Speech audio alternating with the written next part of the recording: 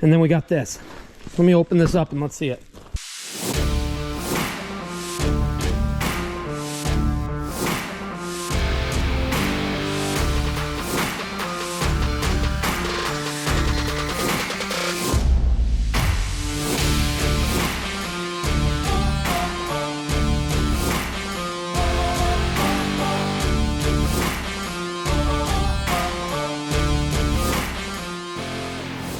You are now watching Farming with Duffy Ag. Alrighty, we know the deal. When we see a dealership, we pull in.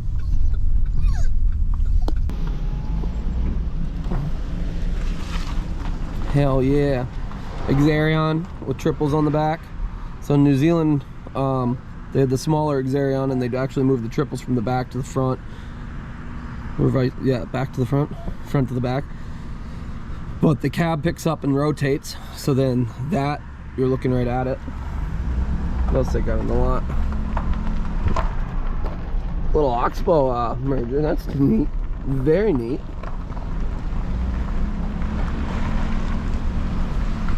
$900 39. So this is M&T. I think they got one out back.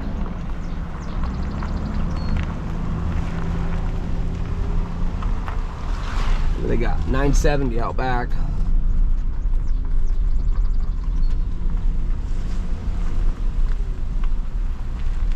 Neat. Alrighty. We figured we had to pull in as we drive by. We'll keep going. Welcome to New Hampshire. So, made a stop, my old housemate. Yeah, they're milking 1,800, I think he said. So, stopped, hung out with him for a while. Now we're back on the road. So just jumped into New Hampshire. Got about an hour and 40 minutes to go. We'll be home. See what we get into. It's already 1 o'clock. But doing some social time and seeing people. It's always nice. Appreciate you guys watching along, and let's see where we get to. Finally making moves. Had to stop, get Yanko some dog food, and got some lunch. And I've been trying to buy something off Facebook Marketplace for the last 5 days. I'm losing my voice, which isn't a good sign. I gotta be over in this lane. But finally the person gave me an address and we're 20 minutes away, so I said, I'm on my way. So I guess we'll go see what we got and then we'll keep going. I'm a little worried I'm losing my voice. We are back. Everything is still here. What are you doing, puppy dog? We're in here. We got some stuff. What is it? Okay, let me tell you what. 5 days of trying to purchase something on Facebook Marketplace. And there's some weird people, which we've already know from previous videos of me selling stuff. I need something that's like really, I'm gonna say 14 to 16 inches to return that pipe back in. 14 inch. I think they're 16 gallons or whatever they are. Barrel. So they're 14 inch across. So if we just blow that out, clean it up, that'll be perfect. It's got a nice lip, and then we can cut it for what we need for the return to go back in. We're not going to cut probably all 16 inches out. We might cut a little bit, just weld that to the top so that manure can drain back in and just fab it up nicely. But that is going to be perfect.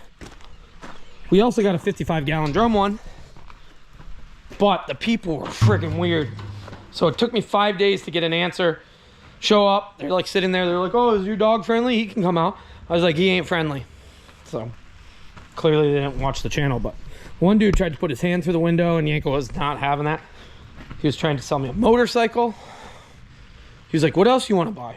Nothing. So we got that. Got something in the box.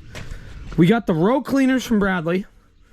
I got another 55 right there. So we got to get this cleaned out because, oh, yeah. And then we got this. Let me open this up and let's see it. Smaller than I thought it was, but it should work. So it's a electric hydraulic unit with 6 functions. on a corded. We're gonna have to make the cord a little bit longer, nothing too crazy. But my plan is to run the functions of the tank. So initially I thought, let's put a valve, run it all off the truck. Then you start pricing out the valves, remotes, since it does have to be either corded remote, an air valve with cords going back, with air lines going back, or a remote, handheld, wireless. And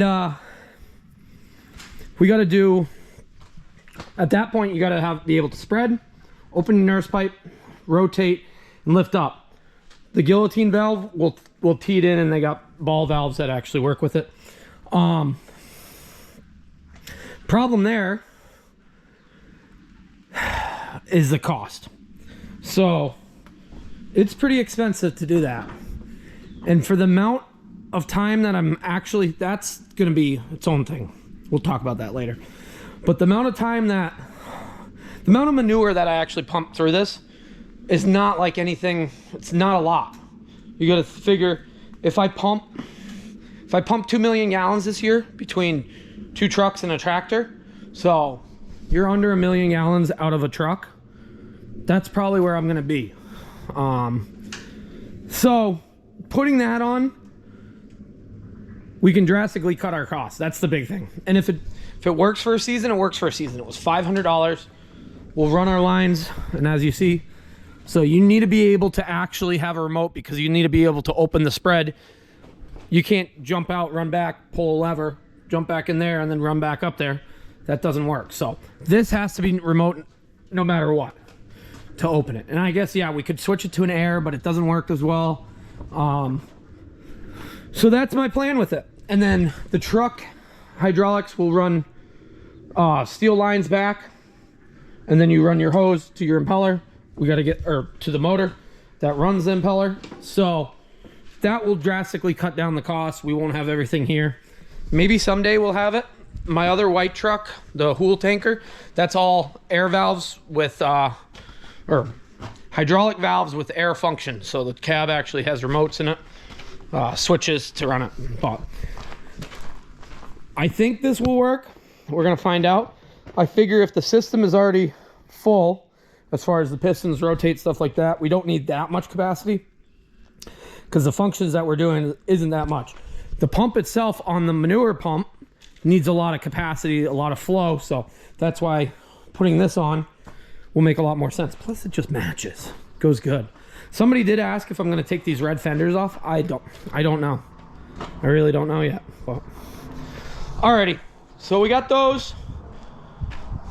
We got to get the 55 out, and we got to get the row cleaners all out. But yeah, this should work. Put some power to it, fill it with some hydraulic oil. The downside is people say the valves themselves aren't always the best.